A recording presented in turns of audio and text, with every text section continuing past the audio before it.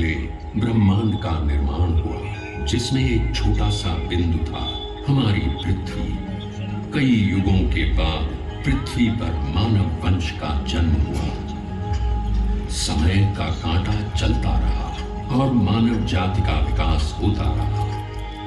आदि मानव से शुरू हुए इस संक्रमण के हर युग में, हर सदी में मानव भटकता गया, और ऐसे भटकते हुए मानव को आयुष्य का सही मार्ग दिखाने के लिए किसी न किसी विभूति ने हमेशा जन्म लिया। हमारे युग में 19वीं सदी में ऐसी ही एक दिव्य आत्मा पृथ्वी पर प्रकट हुई। उसका जन्म कब और कहां हुआ ये तो कोई नहीं जानता, पर उसका पता सारी दुनिया जानती है, शिरडी।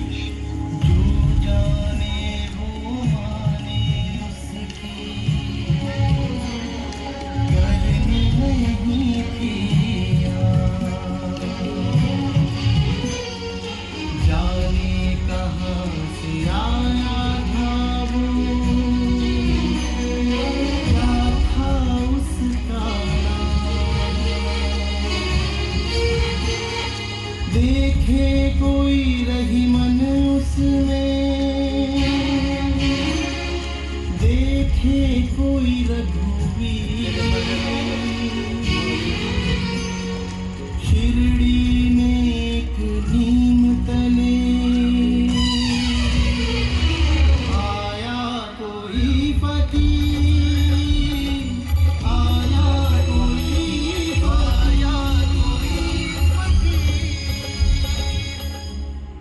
बदन पर कफनी, सर पर रुमाल, लंबे हाथ और कृपालु आंखों वाले इस फकीर ने गांव की एक पुरानी टूटी फूटी मस्जिद में अपना डेरा डाल दिया और इस मस्जिद का नाम रखा द्वारका माई। ये फकीर दीन भी था और दयालु भी, हिंदू भी था और मुसलमान भी, इंसान भी था और भगवान भी। शिरडी में खंडोबा के भक्त मानसापति ने जब इस फकीर को देखा तो अनायास ही वे पुकार उठे, मेरे साईं। आज वही साईं पूरी दुनिया का साईं बाबा बन चुका है। बाबा के दरबार में किसी से घृणा नहीं, किसी से द्वेष नहीं है, तो सिर्फ प्रेम और क्षमा। समय चलता गया और बाबा की कीर्ति एक सुगंध की तरह सारी दुनिया में फैल गई। दादा साहेब खापर्डे से लेकर लोकमान्य तिलक तक कितने समाज मान्य नेता सिर्फ बाबा से मिलने और उनका आशीर्वाद लेने इसी शिरडी में आ चुके हैं। पंच तत्व हो वश में जिसके, उसको क्या घर बार, उसे तो अनुकूल सभी दिशाएं, घर सारा संसार, घर सारा संसार, घर सारा संसार, घर सारा संसार। सच्चे प्रेम से शिरडी में आने वाले किसी भी भक्त को बाबा ने कभी खाली हाथ वापस नहीं भेजा।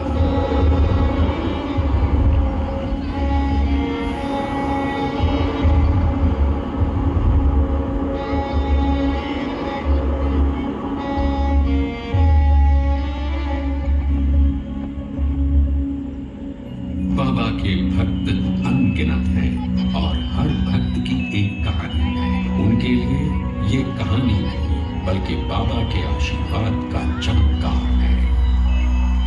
100 साल से ज्यादा समय बीतने के बाद भी ये कहानियां शिरडी के साथ हमेशा हमेशा के लिए जुड़ी हुई है।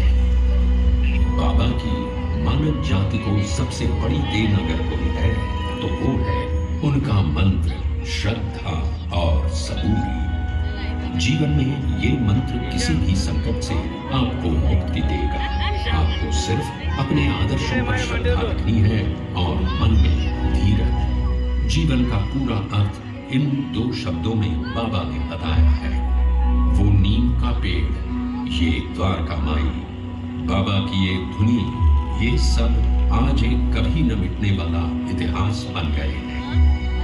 पूरी दुनिया से यहाँ भक्त आते हैं और उनके मुंह में एक ही बात होती है, बाबा का बुलावा आया है। बाबा के दरबार में कोई धर्म नहीं, कोई जाति नहीं, कोई अमीर नहीं, कोई गरीब नहीं। यहाँ आने वाला हर मनुष्य सिर्फ बाबा का भक्त होता है। हर एक की कामना पूरी करने वाले बाबा कहते थे, सबका मालिक एक। आज आप भी इसी पवित्र शिरडी में बाबा के दर्शन लेने के लिए आए हैं। आपकी भी सभी इच्छाएं पूरी हो जाएं। साईं तीर्थ की शुभकामनाएं हमेशा आपके साथ हैं। तू ही जाने दुख सुख सारे, तू पहचाने। ओ सच्चे मन से जो भी पुकारे,